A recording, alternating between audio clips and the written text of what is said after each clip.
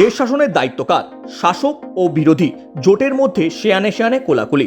সকাল থেকে শুরু নির্বাচনের ফল গণনা। এখনো পর্যন্ত পাওয়া খবর অনুযায়ী কিছুটা হলেও এগিয়ে এনডিএ জোট। বিরোধী জোটও টক্কর দিচ্ছে কাঁধে কাঁধ মিলিয়ে।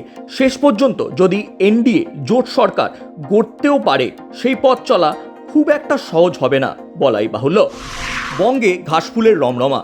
2019 থেকে অনেক পিছিয়ে বিজেপি। বাংলা জুড়ে শাসক দলের দাপট। বেলা 1টা পর্যন্ত তৃণমূল এগিয়ে 31টি আসনে, বিজেপি এগিয়ে 10টি এবং কংগ্রেস এগিয়ে 1টি আসনে। অযোধ্যায় পিছিয়ে বিজেপি প্রার্থী। আমেঠি থেকে পিছিয়ে স্মৃতি ইরানি। রাহুল গান্ধী, মোদি, অমিত শাহ, নীতিন গডকরি, রাজ বব্বর সহ হেভিওয়েট প্রার্থীরা নিজ নিজ আসনে এগিয়ে আছেন। পিছিয়ে ওমর আবদুল্লাহ, মেহবুবা মুফতি। বঙ্গে এগিয়ে রচনা, দেব, সায়নী, মহুয়া, জুন সহ অন্যান্য প্রার্থীরা।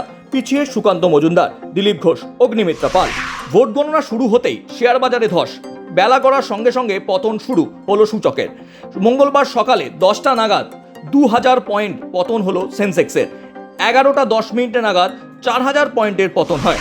ভোট গণনা ও বেলা বাড়ার সঙ্গে সঙ্গে অশান্তির খবর উঠে আসছে। বর্ধমানে দিলীপ ঘোষকে ঘিরে স্লোগানবাজি। বিষ্ণুপুর কেন্দ্রের ভোট গণনা কেন্দ্রের বাইরে উত্তেজনা। বসিরহাটে রেখা পাত্রের গাড়ি ধাওয়া করে তৃণমূল কর্মীরা। বিজয়গড়ে বামেদের কার্যালয়ে ভাঙচুর।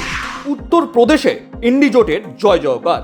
পাঞ্জাব, কেরল, তেলেঙ্গানা, মহারাষ্ট্র, তামিলনাড়ু, হরিয়ানা সহ বেশ কয়েকটি রাজ্যে বিরোধী জোট ইন্ডির অনবদ্য ফলাফল লক্ষ্য করা গেছে।